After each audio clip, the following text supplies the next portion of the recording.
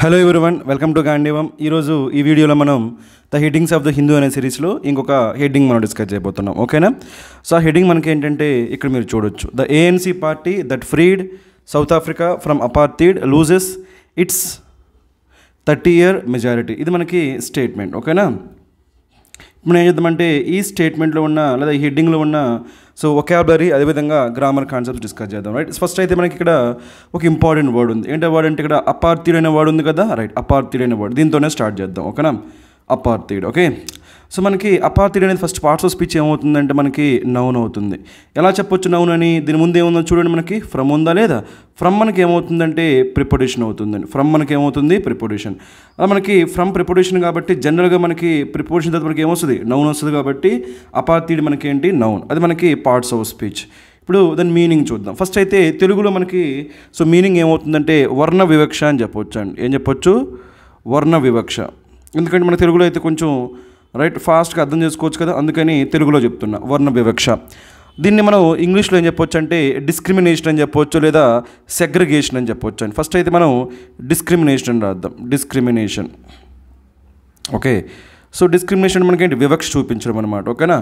మరి ఇంకో మీనింగ్ ఏం చెప్పొచ్చు మనకి? సెగ్రిగేషన్ అని చెప్పొచ్చు.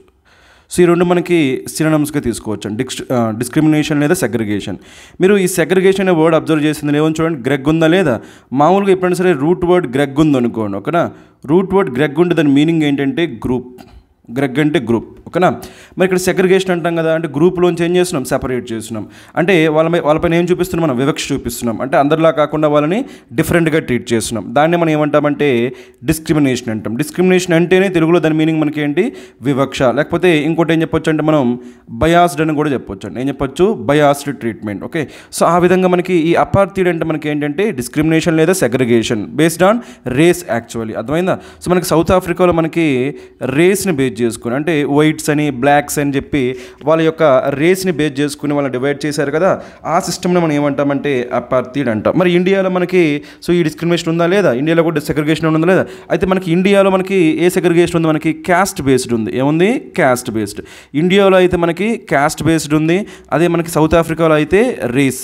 ఓకేనా? వైట్ రేసా బ్లాక్ రేసా దానిపైన ఉంది. ఓకేనా? సో మొత్తానికి ఇలా సెగ్రిగేట్ చేయడాన్ని మనం డిస్క్రిమినేట్ చేయడాన్ని ఏమంటామంటే అపార్థైడ్ అంటాం. సో అది మనకి ఫస్ట్ మనకు తెలియాల్సిన మీనింగ్. ఓకే, ఇప్పుడు నెక్స్ట్ ఏం చేద్దామంటే మనం రిమైనింగ్ వర్డ్స్ చూద్దాం. రిమైనింగ్ వర్డ్స్లో ఏమైనా సరే మనకి ఇంపార్టెంట్ వొకాబులరీ ఉంటే అది మనం డిస్కస్ చేద్దాం. ఓకేనా? రైట్, నెక్స్ట్ మనకి ఏంటంటే ఇక్కడ మనకి అబ్జర్వ్ చేసినట్టు ఇక్కడ మనకి హెయిలింగ్ అనే వర్డ్ ఉంది కదా, ఈ హెయిలింగ్ అనే వర్డ్ డిస్కస్ చేద్దాం. రైట్, సో ఈ హెయిల్ అనేది మనకి ఏంటంటే ఒక హోమోనిమ్ అనమాట. ఎందుకంటే మనకి హెయిల్కి మనకి 3 మీనింగ్స్ ఉన్నాయి యాక్చువల్గా. ఓకేనా? ఫస్ట్ మీనింగ్ ఏంటంటే మనం ఎవరైనా సరే పొగుడుతున్నాం అనుకోండి. ఓకేనా? అలా పొగడ్డాన్ని ఏమంటామంటే మనం హెయిల్ అంటామండి. ఓకేనా? హెయిల్ కింగ్, హెయిల్ క్వీన్ అంటే మనం ఏం చేస్తున్నట్టు? పొగుడుతున్నట్టు అనమాట. అది ఒక మీనింగ్. ఓకేనా? హెయిల్ అంటే పొగడ్డం అనేది ఒక మీనింగ్ అనమాట. రైట్, నెక్స్ట్ మనకి ఇంకో మీనింగ్ ఏంటంటే హెయిల్ అంటే so right come from. Suppose మనకి right he's hailing from America లేదా హీఈస్ హెయిలింగ్ ఫ్రమ్ ఇండియా అన్నాం అనుకోండి. మీనింగ్ ఏంటి? వాళ్ళు ఎక్కడి నుంచి వచ్చారో ఆ ప్లేస్ని మనం ఏమంటామంటే హెయిల్ అంటామండి. జనరల్గా మనకి ఇదేంటిది? వాళ్ళ యొక్క ఆరిజిన్ అని చెప్పొచ్చు, వాళ్ళ యొక్క మూలం అని చెప్పొచ్చు. వాళ్ళు ఎక్కడి నుంచి వచ్చారు దాన్ని మనం ఏమంటామంటే హెయిల్ అంటాం. నెక్స్ట్ మనకి ఇంకొక హెయిల్ మనకి ఏంటంటే రైట్ మనకు మామూలుగా మనకు వడగండ్లు అంటాం కదా, తెలుగులో మనకి వడగండ్లు అంటాం కదా, ఆ వడగండ్ల వాడిని ఏమంటామని మనం హెయిల్ అంటామండి. ఓకేనా?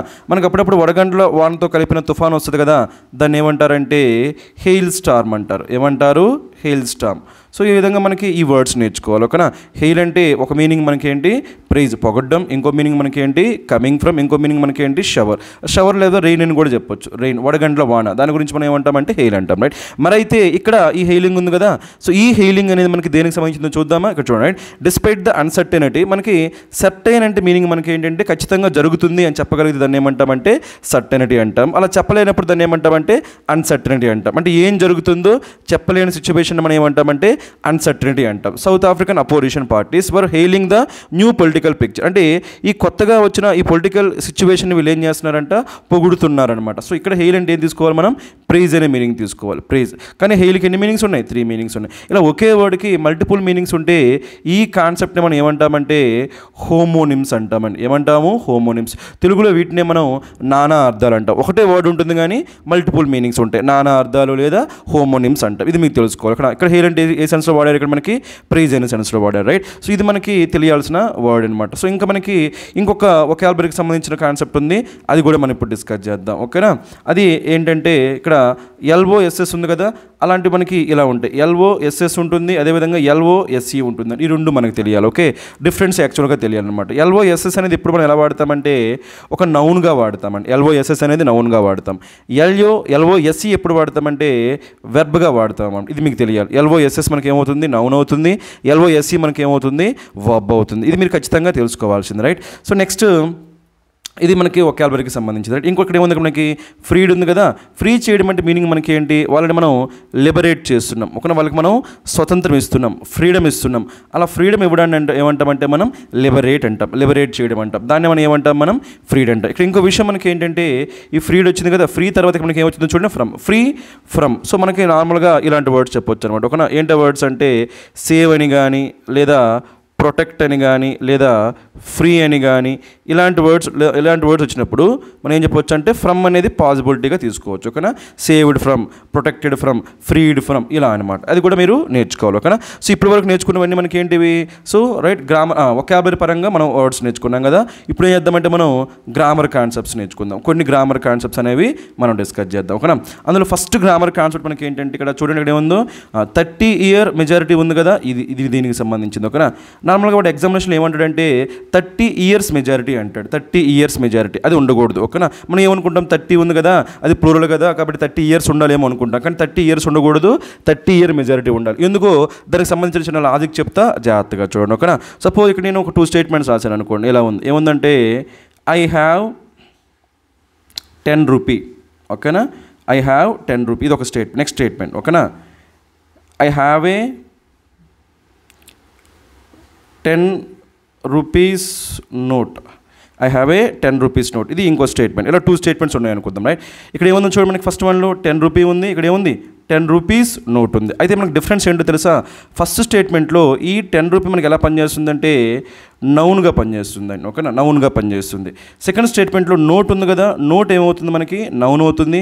దాని ముందుండే ఈ 10 రూపీస్ ఏమవుతుంది? మనకి యాడ్జెక్టివ్ అవుతుంది. అది చాలా చాలా ఇంపార్టెంట్ అనమాట, ఓకేనా? ఆ రీజన్ మీకు తెలియాలి, ఓకే? ఫస్ట్ కేసులో మనకి 10 రూపీ ఎలా పనిచేస్తుంది? నౌన్గా పనిచేస్తుంది.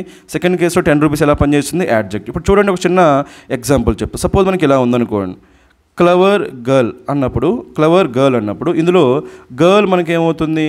నౌన్ అవుతుందండి. మరి ఎలాంటి గర్ల్ ఆమె? Clever girl. మరి క్లవర్ ఏమవుతుంది? మనకి యాడ్జెక్టివ్ అవుతుంది, ఓకేనా? క్లవర్ గర్ల్ అన్నప్పుడు క్లవర్ మనకి యాడ్జెక్టివ్, అదేవిధంగా మనకి సో రైట్ గర్ల్ మనకి ఏమవుతుంది? నౌన్ అవుతుంది. ఇప్పుడు మనం దీన్ని ప్లూరల్ చేయాలంటే మనం ఎస్ దేనికి యాడ్ చేయాలి? గర్ల్కి యాడ్ చేయాలా లేదా క్లవర్కి యాడ్ చేయాలా? సో ఇప్పుడు కూడా యాడ్జెక్టివ్కి మనం ఏం యాడ్ చేయము? ఎస్ యాడ్ చేయము. ఎస్ కానీ ఈఎస్ కానీ ఐఎస్ కానీ యాడ్జెక్టివ్కి యాడ్ చేయకూడదు. మరి ఎవరికి యాడ్ చేయాలి? నౌన్కి మాత్రమే యాడ్ చేయాలి, రైట్? ఇదే కాన్సెప్ట్ అనేది ఇప్పుడు మనం అప్లై చేస్తాం. ఇక్కడ ఏముంది? ఇక్కడ ఐ హ్యావ్ 10 రూపీ. ఇది ఎలా పనిచేస్తుంది? నౌన్గా పనిచేస్తుంది కదా, నౌన్గా పనిచేస్తుంది కాబట్టి అది ప్లూరల్ ఫామ్ కాబట్టి ఇక్కడ ఏముండాలంటే ఎస్ ఉండాలి. అప్పుడు ఏమవుతుందంటే ఐ హ్యావ్ 10 రూపీస్. ఇప్పుడు అది నౌన్గా యాక్ట్ చేసినప్పుడు అది ప్లూరల్లో ఉండాలి కాబట్టి ఎస్ యాడ్ చేసాం. మరి సెకండ్ స్టేట్మెంట్లో ఏముంది? I have a 10 rupees note అన్నప్పుడు ఇది ఎలా పనిచేస్తుంది? యాడ్జెక్టివ్. యాడ్జెక్టివ్కి ఏమి ఉండకూడదు? ఎస్ ఉండకూడదు. కాబట్టి ఇక్కడ ఏముండకూడదు అంటే 10 రూపీస్ నోట్ అనకూడదు, 10 రూపీ నోట్ అని మాత్రమే అనాలి. అందుకని ఆ రీజన్తోనే ఇక్కడ కూడా ఏమన్నాడు చూడండి, ఇక్కడ 30 ఇయర్ మెజారిటీ అన్నాడు కానీ 30 ఇయర్స్ మెజారిటీ అనలేదు. ఎందుకంటే ఇక్కడ ఈ మెజారిటీ ఉంది కదా, ఇది ఎలా పనిచేస్తుంది? మనకి నౌన్గా పనిచేస్తుంది. ఎలా తెలుస్తారు మీకంటే ఇక్కడ చూడండి 2 పాయింట్స్. ఒకటి ఏంటంటే సఫిక్స్ బట్టి, ఇక్కడ ఏముంది? ఐటీవై ఉంది కదా. ఇలా మనకి సపోజ్ క్రియేటివ్, దానికి నౌన్ ఏమవుతుంది? క్రియేటివిటీ, ఓకేనా? Formal, formality, regular, regularity, national, nationality, ఇలా మనకి ఐటీవై సఫిక్స్ వచ్చేవి ఏమైతే నౌన్స్ అయితే అది ఒక పాయింట్. నెక్స్ట్ పాయింట్ మనకి ఇక్కడ ఏమొచ్చింది? ఇట్స్ వచ్చింది కదా. ఇట్స్ని మనం ఏమంటామంటే పొసెసివ్ యాడ్జెక్టివ్ అంటామండి. ఇట్స్ని మనం ఏమంటాము? Possessive adjective. అంటే ఎలా అంటే my, your, our, his, her, its, their, వీటిని ఏమంటాం మనం? పొసెసివ్ యాడ్జెక్టివ్ అంటాం, ఓకేనా? మరి పొసెసివ్ యాడ్జెక్టివ్ తర్వాత ఆల్వేజ్ ఏమొస్తుంది అంటే నౌన్ వస్తుంది. సో ఆ విధంగా మనకి మెజారిటీ అనేది ఏమవుతుంది? నౌన్ అవుతుంది, రైట్? సో కాబట్టి నౌన్ ముందు ఉండే ఈ 30 ఇయర్ మనకి ఏం కావాలి? యాడ్జెక్టివ్ కావాలి. ఏం కావాలి మనకి? యాడ్జెక్టివ్. మనకి నౌన్ కదా, చెప్పుకున్నాం, ఎందుకు నౌన్ చెప్పుకున్నాం కదా, ఒకటి ఇట్స్ ఉంది కాబట్టి అది నౌన్ అవుతుంది, ఐటీవై ఉంది కాబట్టి సఫిక్స్ కాబట్టి అది కూడా నౌన్ అవుతుంది. మరి ఈ నౌన్ ముందే ఈ పార్ట్ ఏమవుతుంది, మనకి యాడ్జెక్టివ్ అవుతుంది కదా. మరి యాడ్జెక్టివ్కి ఏమి ఉండకూడదు, ఎస్ ఉండకూడదు. అందుకని ఇక్కడ ఏం లేదు, 30 years లేదు, ఏముంది 30 year అనే వచ్చింది, 30 year మెజారిటీ అని వచ్చింది. అది మీరు అర్థం చేసుకోవాలి. అది మనకి చాలా చాలా ఇంపార్టెంట్ కాన్సెప్ట్, మనకి రెగ్యులర్గా ఎగ్జామ్లో మనకి అది చెక్ చేసే కాన్సెప్ట్. ఇప్పుడు మనం నెక్స్ట్ కాన్సెప్ట్ చూద్దాం. ఓకే, నెక్స్ట్ కాన్సెప్ట్ దేనికి సంబంధించిందంటే ఒక రిలేటివ్ ప్రొనౌన్ కాన్సెప్ట్కి సంబంధించింది. ఇలా మనకి ఎప్పుడైనా సరే ఈ వర్డ్స్ వచ్చాయనుకోండి, హూ కానీ, ఓకే, నెక్స్ట్ విచ్ కానీ లేదా దట్ కానీ, వీటిని ఏమంటామంటే మనం రిలేటివ్ ప్రొనౌన్స్ అంటామండి. వీటిని ఏమంటాం మనం, రిలేటివ్ ప్రొనౌన్స్. వీటి యొక్క స్పెషాలిటీ ఏంటంటే వీటి ముందు మనకి సబ్జెక్ట్స్ ఉంటాయి, వీటి తర్వాత మనకి వర్బ్స్ ఉంటాయి, సబ్జెక్టు వర్బ్ ఉంటుంది, రైట్. మరి ఇప్పుడు చూడండి మనకి ఏముందో, దట్ వచ్చింది కదా. మరి ఈ దట్ అనేది ఏంటి, రిలేటివ్ ప్రొనౌన్. ఇది రిలేటివ్ ప్రొనౌన్. మరి దీని ముందు ఏముందో చూడండి, ద ANC పార్టీ, ఇదేమవుతుంది మనకి సబ్జెక్ట్ అవుతుంది, మరి ఇదేమవుతుంది వర్బ్ అవుతుంది. అంటే ఈ ఫ్రీ చేసింది ఎవరు, మనకి ఈ అపార్థిడ్ నుంచి, ఈ వర్ణ వివక్ష నుంచి అక్కడ ఉండే సౌత్ ఆఫ్రికన్ పీపుల్ని సో ఫ్రీ చేసింది ఎవరు, ఈ ANC పార్టీ అనే పార్టీ. కాబట్టి ఈ విధంగా సబ్జెక్ట్ వర్బ్ మధ్యలో ఉన్నది ఏమవుతుంది, రిలేటివ్ ప్రొనౌన్. అది మీరు నేర్చుకోవాలి. ఓకేనా. నెక్స్ట్ మనకి ఇంకా చెప్పుకున్నాం మనం, ఫ్రీ వచ్చింది కాబట్టి ఇక్కడ ఏమొచ్చింది, ఫ్రమ్ కూడా వచ్చింది. ఓకే, నెక్స్ట్ వన్ ఇక్కడ LOSE ఉంది కదా, ఆల్రెడీ చెప్పాను మీకు. ఓకేనా. LOSS మనకి ఏమవుతుంది, నౌన్ అవుతుంది. మరి LOSE ఏమవుతుంది, మనకి వర్బ్ అవుతుంది. ఇది మీకు తెలియాలన్నమాట. ఓకేనా. ఇప్పుడు మనకి మొత్తానికి చూస్తే మనకి ఎవరి గురించి మాట్లాడుతున్నాం, ఈ ANC పార్టీ గురించి మాట్లాడుతున్నాం. మరి ఈ పార్టీ సింగులరా ప్లూరలా, సింగులర్. ఆ పార్టీ మనకి ఏంటి, సింగులర్ కాబట్టి ఏం వాడే మనం, సో ఇక్కడ ఎస్ వాడేమో అబ్జర్వ్ చేయండి. ఇప్పుడు మనకి మొత్తం సబ్జెక్ట్ తీసుకుంటే ఏమైందంటే the ANC party that freed South Africa from apartheid. ఇది మొత్తం ఏమవుతుందంటే సబ్జెక్ట్ అవుతుందండి. ఇది మొత్తం ఏమవుతుంది, సబ్జెక్ట్ అవుతుంది. ఇదేమవుతుంది, వర్బ్ అవుతుంది. అయితే ఇందులో ఈ ANC పార్టీ ఉంది కదా, ఇది ఏమవుతుందంటే ఎఫెక్టివ్ సబ్జెక్ట్ అవుతుంది. ఏమవుతుంది, ఎఫెక్టివ్ సబ్జెక్ట్ అంటే ఏంటంటే మనం ఆ వెర్బ్ పరంగా దేని గురించి అయితే మనం మాట్లాడుతున్నామో దాన్నే మనం ఏమంటామంటే ఎఫెక్టివ్ సబ్జెక్ట్ అంటే. ఇప్పుడు కూడా ఆ వెర్బ్ అనేది ఆ ఎఫెక్టివ్ సబ్జెక్టులో అగ్రిమెంట్లో ఉండాలి. ఇక్కడ మనం ఏమంటున్నాము, లూజ్ అంటే ఏంటి, ఓడిపోవడం కదా. మరి ఇక్కడ ఓడిపోయింది ఎవరు, అపార్థిడ్ ఓడిపోయిందా, సౌత్ ఆఫ్రికా ఓడిపోయిందా, లేకపోతే ANC పార్టీ ఓడిపోయిందా, ANC పార్టీ ఓడిపోయింది. అంటే ఈ వెర్బ్ అనేది ఎవరి గురించి చెప్తుంది, ఈ ANC పార్టీ గురించి చెప్తుంది. కాబట్టి ఇది మొత్తం ఇక్కడి నుంచి ఇక్కడ వరకు ఇది మొత్తం సో లెంగ్తీ సబ్జెక్ట్ అయినప్పటికీ అందులో ఎఫెక్టివ్ సబ్జెక్ట్ అంటే మాత్రం మనకి ఏమొస్తుంది, ANC పార్టీ అని మాత్రమే వస్తుంది. కాబట్టి పార్టీ అనేది మనకి సింగులర్ కదా, ఆ పార్టీకి మనకి ఎస్ లేదు కదా, కాబట్టి వెర్బ్కి ఏమొచ్చింది, ఇక్కడ మనకి ఎస్ వచ్చింది. అది మీరు అబ్జర్వ్ చేయాలి. ఓకేనా. సో ఈ విధంగా మనకి ఈ గ్రామర్ కాన్సెప్ట్ మీరు నేర్చుకోవాలి. ఓకేనా. నెక్స్ట్ మనకి ఇంకొక విషయం చూద్దాం. Okay, next concept. ఓకే, అదేంటంటే మనకి డిస్పైట్ ఉంది కదా, మనకి ఎప్పుడైనా సరే డిస్పైట్ కానీ లేదా ఇన్స్పైట్ ఆఫ్ కానీ ఈ రెండు ఉంటాయండి. డిస్పైట్, ఇన్స్పైట్ ఆఫ్, ఈ రెండు మనకి ఏమవుతాయంటే ప్రిపోజిషన్స్ అవుతాయి, గుర్తుపెట్టుకోండి. ఓకేనా. మరి ఇవి ప్రిపోజిషన్స్ కాబట్టి వీటి తర్వాత మనం ఎక్స్పెక్ట్ చేయొచ్చు, నౌన్ ఎక్స్పెక్ట్ చేయొచ్చు. ఓకేనా. లేదా ప్రొనౌన్ ఎక్స్పెక్ట్ చేయొచ్చు, నౌన్ కానీ ప్రొనౌన్, లేదా సో ఏం ఎక్స్పెక్ట్ చేయొచ్చు, జెరండ్ ఎక్స్పెక్ట్ చేయొచ్చు. Noun, pronoun, gerund. ఏమొచ్చింది మరి చూడండి, డిస్పైట్ ప్రిపోజిషన్ కాబట్టి ఏమొచ్చింది, ద అన్సర్టెనిటీ. నౌన్ వచ్చిందా లేదా, అది మీరు అబ్జర్వ్ చేయాలి. ఓకేనా. నెక్స్ట్ ఇక్కడ ఏముంది అంటే ఇక్కడ అన్సర్టెనిటీ అంటే ఏం జరుగుతుందో తెలియపోయినప్పటికీ ఈ సౌత్ ఆఫ్రికా ఉండే అపోజిషన్ పార్టీస్ ఏం చేస్తున్నాయంట, ఈ కొత్తగా వచ్చిన పొలిటికల్ సిచ్యువేషన్ని పొగుడుతున్నాయి. అలా పొగడ్డాన్ని ఏమంటాం మనం, హెయిలింగ్ అంటాం. సో ఇది మనకి తెలియాలన్నమాట. నెక్స్ట్ ఇక్కడ ఒక చిన్న కాన్సెప్ట్ చెప్పి ఇది క్లోజ్ చేద్దాం. ఓకేనా, రైట్. అదేంటంటే నార్మల్గా మనకి ఇలా చూడండి, మీకు ఆల్రెడీ తెలిసిన విషయమే. మనకి ఎప్పుడైనా సరే వర్బ్ అనేది యాడ్జెక్టివ్గా యాక్ట్ చేయాలంటే అది మనకి ఏ ఫామ్లో ఉండొచ్చు, V3 ఫామ్లో ఉండొచ్చు, V4 ఫామ్లో ఉండొచ్చు. ఇది మీకు తెలిసిన విషయమే. ఒక వర్బ్ అనేది యాడ్జెక్టివ్ అవ్వాలంటే V4 కానీ V3. అది ఇక్కడ ఇంకో విషయం మనకి ఏంటంటే మనకి ఉన్నాయి కదా యాడ్ వర్బ్స్, అవేంటవి వెరీ ఒకటి, మచ్. వీటితో ఏం జనరల్గా ఏం వాడతాం అనేది మీకు తెలియాలి అనమాట, రైట్. నార్మల్గా మనకి ఎప్పుడైనా సరే మనకి వెరీ వచ్చినప్పుడు దాంతో మనం V4 ప్రిఫర్ చేస్తామని గుర్తుపెట్టుకోండి. ఓకేనా. మచ్ వచ్చినప్పుడు ఏం ప్రిఫర్ చేస్తామంటే V3 ప్రిఫర్ చేస్తాం. ఓకేనా.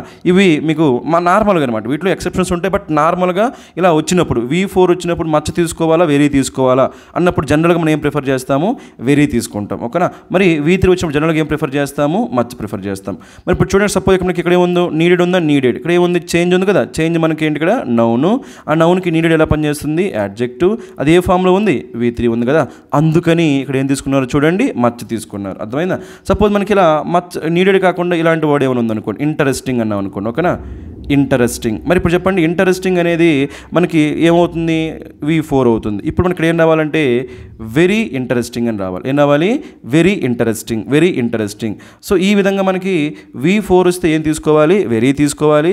V3 వస్తే ఏం తీసుకోవాలి, మచ్ తీసుకోవాలి. ఇది మీరు జనరల్గా నేర్చుకోవాల్సిన కాన్సెప్ట్ అనమాట, రైట్? సో ఇందులో మీకు ఉన్న కాన్సెప్ట్స్ అన్నీ కూడా మీకు అర్థమైనాయి అనుకుంటున్నా. ఓకే, సో ఇంకొక చిన్న విషయం చూద్దాం, చూడండి. ఓకేనా, అది దేనికి సంబంధించిందంటే ఇక్కడ వర్ హెయిలింగ్ ఉంది కదా, ఇందులో ఈ వర్ని ఏమంటామంటే మనం బీ ఫామ్ అంటామండి. మనకి యాము, ఈజు, ఆరు, వజ్, వర్ ఉన్నాయి కదా, వాటిని బీ ఫామ్స్ అంటాం. ఆ తర్వాత మనకి ఏమొచ్చింది, V4 వచ్చింది, రైట్? ఇలా బీ ఫామ్ తర్వాత V4 వస్తే అది మనకి ఏమవుతుందంటే కంటిన్యూస్ టెన్స్ అవుతుందండి. ఏమవుతుంది మనకి, అది కంటిన్యూస్. ఎప్పుడైనా సరే బీ ఫామ్ తర్వాత V4 వస్తే కంటిన్యూస్.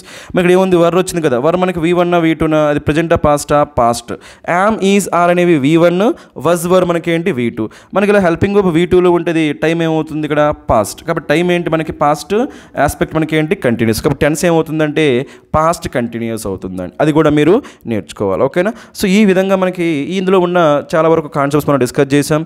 ఓకే, ఈ వీడియో మీకు యూజ్ అయింది అనుకుంటున్నా. యూజ్ అయితే మీ ఫ్రెండ్స్తో షేర్ చేయండి, ఛానల్ గ్రోత్కి హెల్ప్ చేయండి. Thank you very much. So thank you for watching.